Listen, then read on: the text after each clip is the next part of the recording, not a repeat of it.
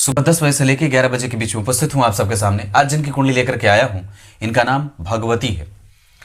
इनकी कुंडली पे आने से पहले आपको मैं मनुस्मृति की बात बताऊंगा, पर उससे पहले मैंने जो नया चैनल बनाया है नकुल पाराशर शॉर्ट्स के नाम से, उसे भी अवश्य सब्सक्राइब कर लीजिए।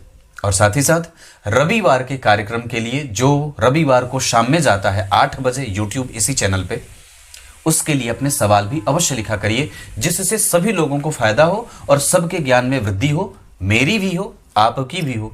मैं उस सवाल का उत्तर समुचित देने की कोशिश करूंगा, उसके लिए ढूंढूंगा, ग्रंथों का अध्ययन करूंगा, तो मेरा ज्ञान बढ़ेगा और आप लोगों को उस सवाल का उत्तर दूंगा। उसके लिए मैं आपको ये भी बताऊंगा कि ये मैंने कहाँ से लिया है। इससे ग्रंथों का भाव भी बढ़ेगा, ग्रंथ समझने में आसानी होगी। और आप लोगों को भी बताऊं, अपने जीवन में रात्रि को, प्रत्येक रात्रि में सोते समय कम से कम किसी एक सदग्रंथ का अपने तकिए के पास रखना आवश्यक समझिए और उसका पठन पाठन करिए।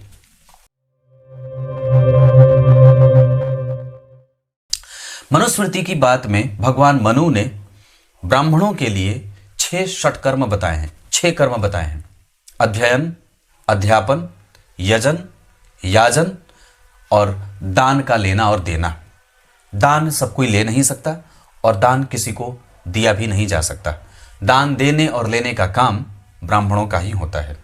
अध्ययन करना और अध्ययन के बाद उसका अध्यापन कराना, ये ब्राह्मणों का ही काम है। यजन, याजन करना, ये ब्राह्मणों के कर्म क्षेत्र के अंतर्गत ही आता है। उसमें भी बताया गया है, आगे ये भी बताऊंगा कि किस तरीके से कौन सा व्यक्ति खेल कूद में जा सकता है, चित्रकारी कर सकता है, सिनेमा में जा सकता है, कुछ नया काम अलग से कैसे कर सकता है, उसके भी विधान बताए गए हैं। शास्त्र में एक भी ऐसी खिड़की नहीं है जो खुली हो या जो बंद हो, सारे बिल्कुल दरवाजे फिट बैठते हैं।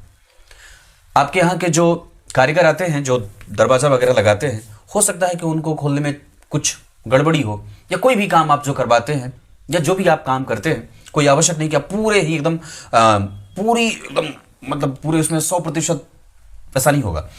पर हमारे सदग्रंथों में जो बात लिखी है उसमें कहीं पे भी कोई सवाल खड़ा करने वाली कोई स्थिति ही नहीं है। उन्होंने कुछ भी छोड़ा नहीं है, रिक्ति नहीं है। बस आवश्यकता उसको सही दिमाग से, संपूर्णतया हृदय से उसको उतारने की और समझने की बारी है। हम लोग पढ़ना छोड़ दिए हैं, इस वजह से किसी ने कुछ बताया, किसी ने कुछ बताया, किसी ने कुछ बताया, और सबको लगा कि नहीं ये भी सही बता रहा है, ये भी सही बता रहा है, ये भी सही बता रहा है। पर वस्तुतः उसका संपूर्ण दर्शन आपको तभी मिलेगा जब आप स्वयं उस ग्रंथ के पास बैठेंगे और स्वयं उसको पढ़ने की कोशिश करेंगे और उसके बाद उसको चिंतन करके समझने की कोशिश करेंगे कि वस्तुतः इसमें बात कौन सी लिखी है। उसके ही जैसे हो जाएंगे तो उसकी लिखी बात को समझ जाएंगे, उसके जैसे नहीं होंगे इसलिए उसकी बात नहीं समझ पाएंगे। अब भगवान तुलसीदास ने जो बात लिख दी उसके जैसे तो हम लोग हुए नहीं, भगवान तुलसीदास के जैसे तो हुए नहीं, और उनके ग्रंथ को पढ़ने की कोशिश कर रहे हैं। अब उनके जैसे हुए नहीं तो उनकी बात समझ में कैसे आए। देवम भूत्वा देवम यजेत, देवता के पास जाने से पहले देवता बनना पड़ता है। अरे भाई, देवता के पास जाते हैं तो धोती पहनते हैं, तिलक लगाते हैं, शिखा सूत्र बांधते हैं, कंधे पे जो है वो यज्ञोपवीत वगैरह होता है। ये सब उसके ड्रेस कोड है। जैसे आप भगवान के मंदिर में जाते हैं तो उसके अनुकूल वस्त्र धारण करके जाते हैं, ठीक जैसे विद्यालय में जाते हैं। तो ठीक उसी तरीके से विभिन्न रचनाकारों के ग्रंथों को समझने के लिए हमें पहले उनके जैसे बनने की कोशिश करनी चाहिए कि उन्होंने किस स्थिति में इस ग्रंथ को रचने की कोशिश की है और वस्तुतः उनके कहने का अर्थ क्या है। आजकल अधजल गगरी छलकत जाए वाली हाल है, जहां किसी को कुछ आता जाता है नहीं, सबसे पहले ग्रंथ पे ही भाषणबाजी करना शुरू करते हैं। आइए अब विषय पे लेके आता हूं। ये कन्या लग्न की कुंडली है। लग्न इनका 14 डिग्री का बना है। हस्त नक्षत्र के दूसरे चरण का यह लग्न होगा। हस्त नक्षत्र के दूसरे चरण का यह लग्न होगा और इसके अधिपति होंगे हस्त नक्षत्र के चंद्रमा। ध्यान से समझिएगा, मेरी तरफ देखिए, इधर यहां हस्त नक्षत्र के अधिपति कौन? चंद्रमा। कन्या लग्न के अधिपति कौन? बुध। हस्त नक्षत्र के दूसरे चरण के अधिपति कौन? याद रखिएगा, शुक्र होते हैं। आपको जब कभी भी लग्न की प्रकृति निकालनी हो, व्यक्ति के जीवन में महादशाओं को चेक करना हो, तो लग्न के चरण और उस चरण के अधिपति से लग्नेश के संबंधों को देखिएगा। लग्न की डिग्री, उस डिग्री पे कौन सा नक्षत्र का कौन सा चरण, जैसे हस्त नक्षत्र का दूसरा चरण होगा ये, तो हस्त नक्षत्र के दूसरे चरण के अधिपति शुक्र होते हैं, जो इस कुंडली के भाग्येश होकर के पंचम में बैठे हैं। ये अपने आप में ही एक राजयोग बन रहा है। शुक्र की दशा इस कुंडली के लिए कैसी जाएगी? किसी भी लग्न की कुंडली के लिए आपको मैं बात बताऊं, कन्या लग्न की कुंडली के लिए अगर चर्चा करेंगे तो शुक्र नवम और धन भाव के अधिपति होते हैं।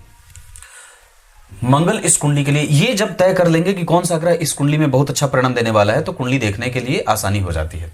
सबसे पहले धन भाव और नवम भाव के अधिपति होते हैं शुक्र।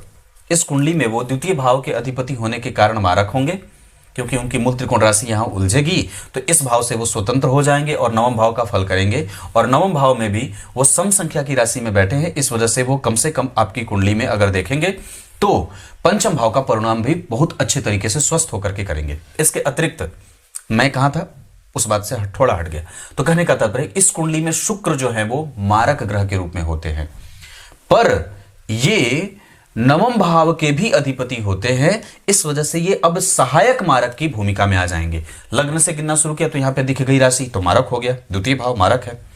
घूमते घूमते घूमते घूमते घूमते नवम भाव पे आ गए तो देख अरे वाह, ये तो इसको नवा भाव मिल गया, मतलब ये त्रिकोण भाव हो गया। इसका अर्थ है कि अब इसके मारक प्रभावों में कमजोरी हो जाएगी और ये अब सहायक मारक के रूप में होगा।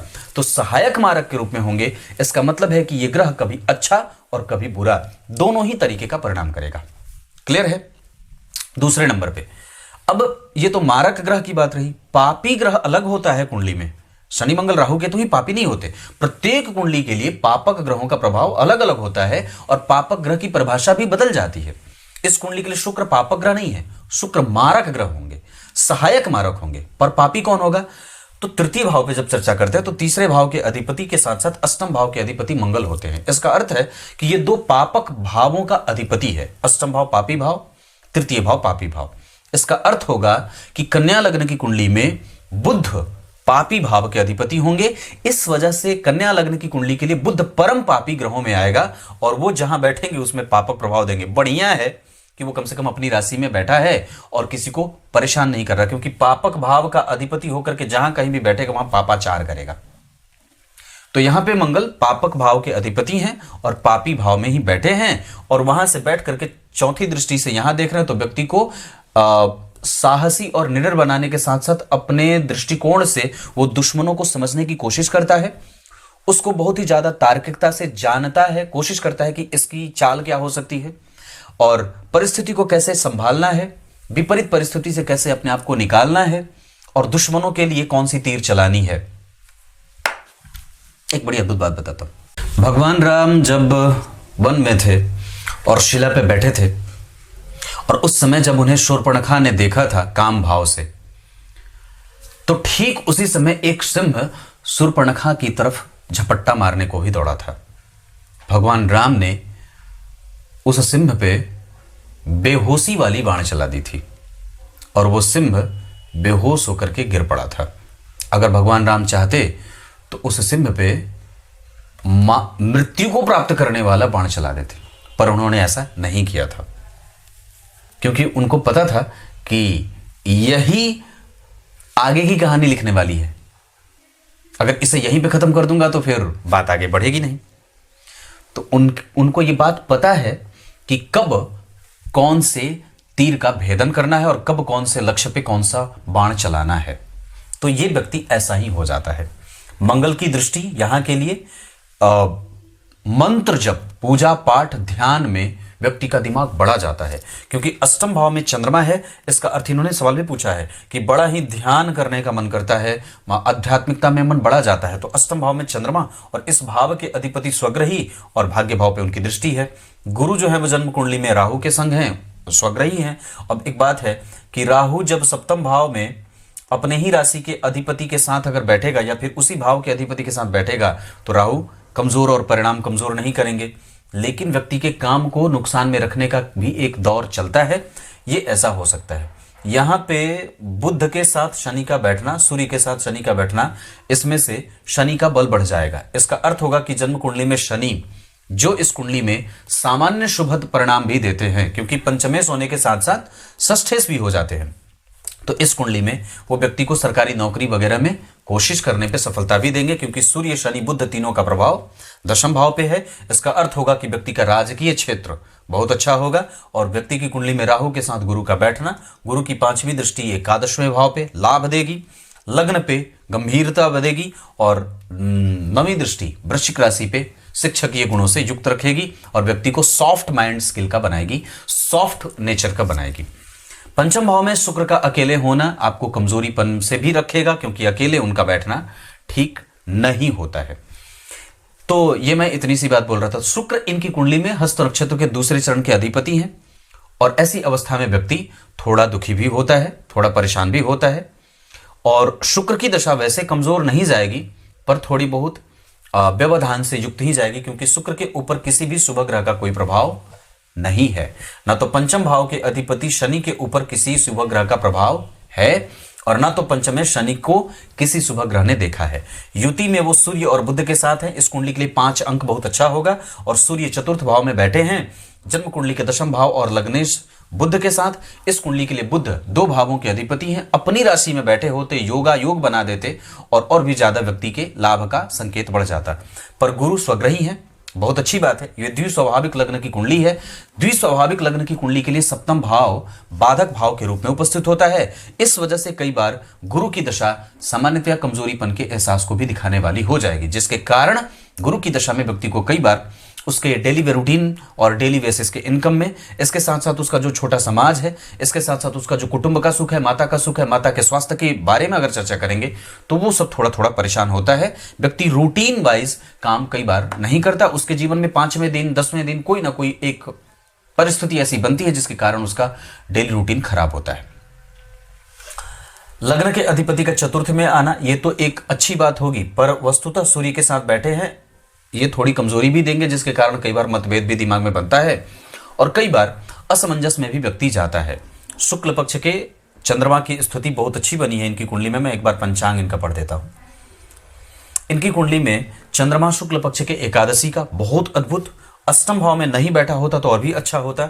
उत्तरायण में जन्मे हैं, नौकरी के योग यहां से भी हैं, पिता के साथ संबंध बड़े अच्छे होंगे और पिता कार्मिक हैं। बुधवार के जन्मे होने से शिक्षकीय गुणों का प्रभाव, और जन्म कुंडली में शुक्ल पक्ष में जन्मे होने से शुभ परिणाम, शुभ लक्षण, सौभाग्यशाली, बुद्धिमान। लग्न के ऊपर किसी पापग्रह का कोई प्रभाव नहीं है। गुरु ने देखा है तो शनि ने भी देखा है, पंचमेश देख रहा है, तो ज्ञान पक्ष बहुत बढ़िया रहेगा। व्यक्ति एजुकेशन से संबंधित क्षेत्रों में लाभ अर्जित करेगा।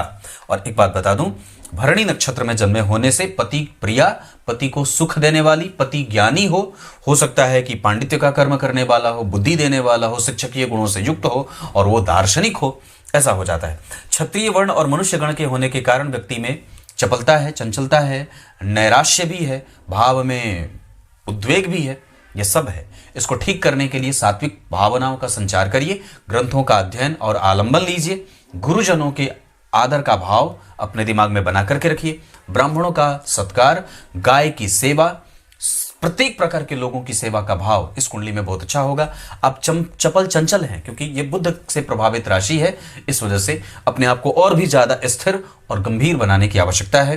लग्न पे गुरु और शनि दोनों का प्रभाव है, राहु का प्रभाव है, इस वजह से आप थोड़े कंफ्यूज होंगे, थोड़े गंभीर हैं, और निश्चित रूप से ये गंभीरता और भी ज्यादा शनि के देखने के कारण बढ़ जाएगी और सरकारी नौकरी का लाभ भी कई गुना बढ़ जाएगा। आपको सरकारी नौकरी की कोशिश अवश्य करनी चाहिए।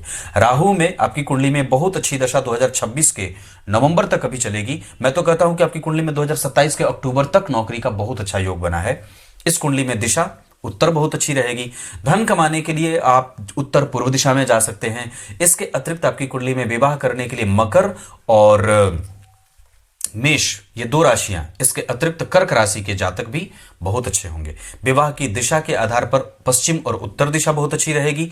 इसके साथ साथ आपकी कुंडली में नवांश अगर देखेंगे तो लग्न के अधिपति शुक्र का जन्म कुंडली में धन में जाना और यहाँ पे चंद्रमा का लग्न को देखना उच्च की दृष्टि से दाम्पत्य ठीक होगा। गुरु चंद्र केंद्र में है और यहाँ सूर्य स्वग्रही है, मंगल राहु के साथ है और बुध जन्म कुंडली में चंद्रमा का प्रभाव ठीक है, बुध स्वग्रही है। दाम्पत्य खराब नहीं है क्योंकि केंद्र में गुरु है, शुक्र को उन्होंने देखा है। निश्चित रूप से ये कुंडली अच्छी है, पर यह कुंडली मंगलिक नहीं है, घबराने की कोई बात नहीं है। चंद्र कुंडली से मंगलिक होगी, पर वो एक सामान्य बात है। मंगल के ऊपर गुरु का प्रभाव है, राहु का भी प्रभाव है, इस वजह से उग्रता व्यग्रता रहेगी। इस कुंडली के लिए मंगल बहुत अच्छे नहीं होते, तो कुंडली मिलाकर के विवाह अवश्य करिएगा, नहीं तो संतति उत्पन्न होने में दिक्कत हो सकती है। दशमांश कुंडली में यहां पे शनि चंद्रमा का बैठना, सूर्य का उच्च का होना, ये बहुत अच्छी बात है। डीप एनालिसिस में व्यक्ति जाता है। शुक्र बहुत अच्छे बैठ रहे हैं उच्चाभिलाषी होकर के, जो भाग्य भाव के अधिपति हैं। कर्म क्षेत्र में दुर्गा जी की पूजा बहुत ज्यादा आवश्यक होगी और गणेश जी के मंत्रों का जप बहुत बढ़िया होगा। आप चाहें तो अपना कारोबार या अपनी खुद की कोचिंग क्लासेस भी शुरू कर सकते हैं। पढ़ने पढ़ाने का काम, बैंकिंग से संबंधित, इन्वेस्टमेंट से संबंधित, फाइनेंस से संबंधित और सॉफ्टवेयर से संबंधित, और इसके साथ साथ उच्च शिक्षा का योग आपकी कुंडली में बहुत ज्यादा अच्छा बना हुआ है। आपका मन कई बार विचारों से मुक्त नहीं होता है, भावनाएं नियंत्रित नहीं हो पाती हैं, इस वजह से कि जन्म कुंडली में शुक्र और चंद्रमा एक दूसरे से केंद्र में हैं।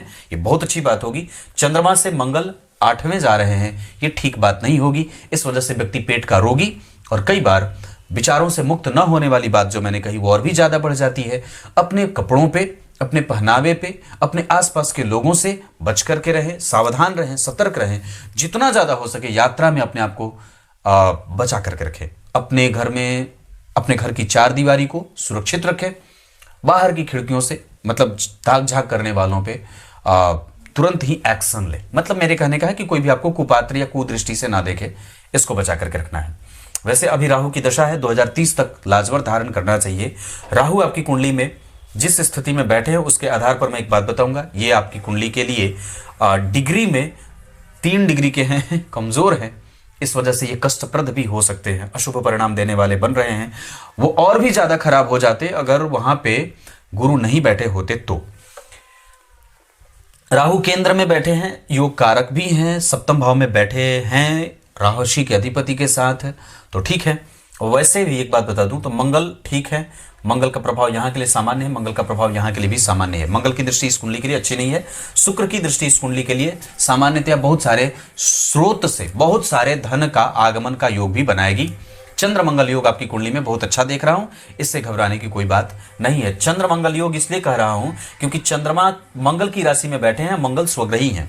हालांकि अष्टम का संबंध ये बहुत अच्छा नहीं होता है, पर फिर भी तृतीय भाव में मंगल आपको पराक्रमी और अपने पराक्रम के बल पे व्यक्ति अपने संपूर्ण इच्छाओं की पूर्ति करने वाला होगा, तो कोई आश्चर्य की बात नहीं होगी।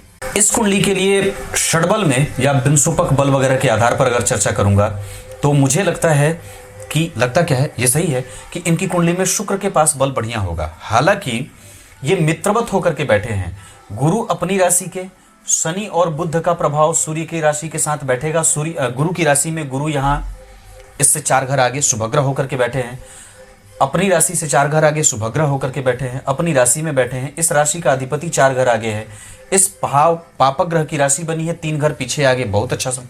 तो अब जब इस बात को देखते हैं, चंद्रमा भी उच्चा विलास, तो ये जो बात पता चल रही इसमें ये एक बहुत अच्छी बात है कि सारे ही ग्रह एक विशेष संबंध में जा रहे हैं। इसका अर्थ होगा कि व्यक्ति का जीवन बाकी के सभी मित्रों से एक वक्त पे आकर के निश्चित रूप से बहुत अच्छा होगा, पक्की बात है।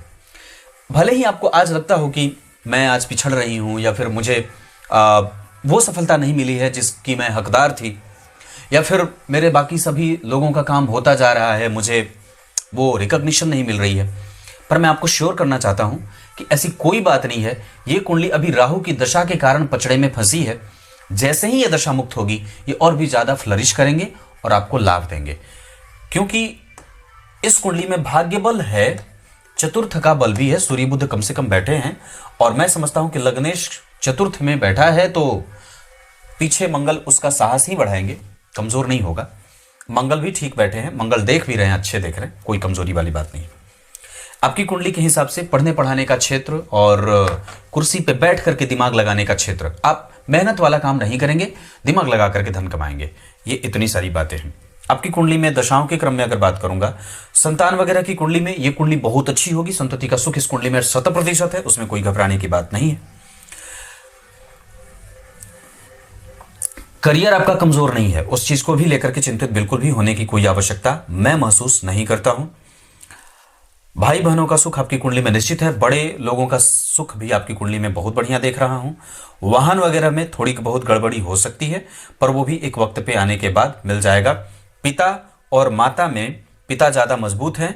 माता पक्ष ज्ञान भी ठीक देता है, पर उनसे कभी कभी कड़वाहट देखने को मिल सकती है और स्वास्थ्य उनका थोड़ा बहुत परेशान हो सकता है, जिसमें हड्डी और पेट परेशान हो सकता है। इसके अतिरिक्त मैं दशाओं के क्रम में बात कहूंगा तो शनि, शुक्र, गुरु और सूर्य की दशा, शनि, शुक्र, गुरु और सूर्य की दशा इस कुंडली में लाभदायक है। सूर्य चतुर्थ में बैठ करके दशम को देख रहे हैं, नौकरी के लिए लाभदायक होंगे। गुरु स्वग्रही है, राहु के संग है, इस वजह से व्यक्ति कम से कम जो कहता है उसको करने की पूरी चेष्टा में लगा रहता है। शनि भी दशम स्थान को देख रहे हैं, दशम स्थान से संबंध और छठवें भाव के अधिपति होकर के ये नौकरी की प्रबलता बढ़ा रहे हैं। शुक्र पंचम भाव में अकेले अगर नहीं बैठे होते तो और भी ज्यादा अच्छी बात होती, पर कम से कम वो त्रिकोण के अधिपति हैं, धन के अधिपति हैं, अपने भाव से 4 घर आगे बैठे हैं, कुंडली को संपूर्णतया दे रहे हैं। उसके अतिरिक्त मंगल, राहु, केतु, बुध और चंद्रमा की दशा आपको शांति प्रदायक होगी, बुद्धि शांत रहेगी, बहुत ज्यादा विलक्षण प्रभाव तो नहीं मिलेगा, पर हाँ आप बता देता हूं, सूर्य 100% आपको लाभान्वित करेंगे, चंद्रमा थोड़े कमजोर होंगे और कई बार आपको इमोशनल बनाएंगे, इस वजह से उस पर नियंत्रण रखने की आवश्यकता होगी। मंगल को भी बल देने की आवश्यकता है, बजरंगबली के हनुमान चालीसा का पाठ और उनका दर्शन आवश्यक होगा। बुध आपकी कुंडली में आपके पास अनुभव इकट्ठा नहीं करने दे रहा है, इस वजह से अपने आप को सजग रखिए, समझने की कोशिश करिए कि मुझे समझना क्या है और क्या जानने की इच्छा है। गुरु आपकी कुंडली में और भी ज्यादा उनको ज्ञान की आवश्यकता है कि क्या सही है और क्या गलत है, धन कहां से खर्च करना है और कहां से कमाना है, यह आपको बहुत अच्छे तरीके से पता होना चाहिए। सत्कर्म करके धन कमाएंगे तो ज्यादा बढ़िया रहेगा। सरकारी संपत्ति से भी अगर धन कमाने की इच्छा है तो वो भी कर सकते हैं। पिता से जुड़ करके भी कोई अगर काम करना हो तो भी कर सकते हैं। शुक्र आपकी कुंडली में बहुत अच्छा है, बुद्धिमान, अनुभव और धन का लाभ ये सब आपको मिलेगा। चल अचल संपत्ति का सुख भी आपकी कुंडली में शुक्र देते रहेंगे। शनि न्याय थोड़ा देर से करेंगे, पर वक्त पे वो आपको काम दे देंगे। इतना तो मैं नहीं कह सकता कि वक्त पे परिणाम आए, पर हां जरूर ही मिलेगा, क्योंकि लग्न को देख रहे हैं, गुरु भी देख रहे हैं, तो घबराने की बात नहीं है। राहु केतु थोड़े बहुत कष्ट दे सकते हैं, ये इतनी सी बात है। नक्षत्र में आप चर्चा कर दूं तो सूर्य आपकी कुंडली में जिस नक्षत्र में बैठे हैं उसके आधार पर वो आपको अनुभवी और पूजा पाठ करने वाला, धार्मिक और भगवान के प्रति भक्ति का भाव बढ़ा रहे हैं और उसमें आपको सफल भी होते देखा जा रहा है। एक वक्त पे आने के बाद व्यक्ति संपूर्णतः अपने आप को एकाग्र कर लेता है। चंद्रमा जिस स्थिति में बैठे उसके आधार पर पति का सुख देंगे और मन से आपको भावनात्मक बहुत ज्यादा बना रहे हैं। मंगल जिस स्थिति में बैठे उसके आधार पर आपके पास ज्ञान और उसको प्रकट करने का तरीका बहुत अद्भुत है और आपके पास संचार बहुत अच्छा है, इंटरनेट बहुत अच्छा है, कम्युनिकेशन बहुत अच्छा है और साहस बहुत अच्छा है। किसी से भी डरने की कोई आवश्यकता कभी भी नहीं है। बुध आपकी कुंडली में जिस स्थिति में बैठे हैं उसके आधार पर आपके पास कम से कम चीजों को समझने में बहुत आसानी है। आप कॉपी बहुत अच्छा कर लेते हैं, क्रिएटिव बहुत अच्छा है, स्किल बहुत अच्छा है, डेवलपमेंटल है और इस वजह से चीजों को बहुत आसानी से समझने में आपको सुलभता महसूस हो जाती है। गुरु आपकी कुंडली में जिस स्थिति में बैठे उसके आधार पर ठाकुर जी की भक्ति, उनके प्रति आदर भाव का और स्नेह का भाव जागृत होता है। ठाकुर जी से संबंध आपका हमेशा यूं ही बना रहेगा, ये कुंडली कह रही है। गुरु के बाद शुक्र की स्थिति जो कहता हूं उसमें चारित्रिक दोष नहीं है, चरित्र कमजोर नहीं है, पर हाँ व्यक्ति भविष्य को लेकर के थोड़ी बहुत चिंताओं में हमेशा ही रहेगा और वो कभी भी खत्म होने वाला नहीं है। वो किसी भी व्यक्ति का नहीं होता है, पर वस्तुतः आप में थोड़ी ज्यादा है। शनि आपकी कुंडली में कंफ्यूज करेंगे, विलंब करेंगे और कई बार आपके मन को चिंतित और परेशान करने के लिए काफी होंगे। राहु और केतु में एक बात बता दूं, राहु भक्ति का भाव बढ़ा रहा है और वस्तुतः लगातार बिगाड़ रहा है, लगातार बना रहा है। ऐसे परिणाम राहु के कारण बन रहे हैं। केतु आपकी कुंडली में जिस स्थिति में बैठे हैं उसके आधार पर आपको अनुभवी और पेट के रोगी बना रहे हैं, ये स्थिति है। लग्न के अधिपति धन में, लग्न के अधिपति दशम में, ये बहुत अच्छी बात है। गुरु मंगल बहुत अच्छे हैं, यहां कमजोर नहीं है। शनि चंद्रमा यहां बैठे भी हैं तो खराब नहीं होंगे, क्योंकि पंचम के अधिपति होकर के और यहां पे एकादशवें के अधिपति के साथ बैठे हैं, जो व्यक्ति को मैंने कही थी बात कई जगह से धन कमाने का योग बना देता है। क्या बाकी रहा? अब सब तो बता दिया। नक्षत्र कौन सा अच्छा रहेगा ये नहीं बताया है।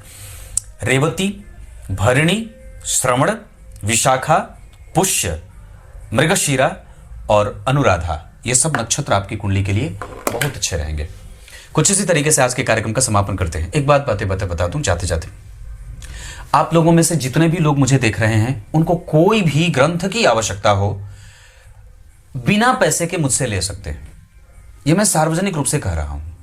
बस आपको करना सिर्फ यह है 95 72 66 44 85 वाले नंबर पे व्हाट्सएप करना है और कहना है मुझे ये ग्रंथ चाहिए, पर वस्तुतः वो गीता प्रेस और चौखंबा पब्लिकेशन से आने चाहिए। कुछ इसी तरीके से आज के कार्यक्रम का समापन करते हैं। तब तक के लिए इजाजत दीजिए। कल एक बार फिर से उपस्थित होंगे आप सबके सामने। तब तक के लिए बहुत बहुत नमस्कार।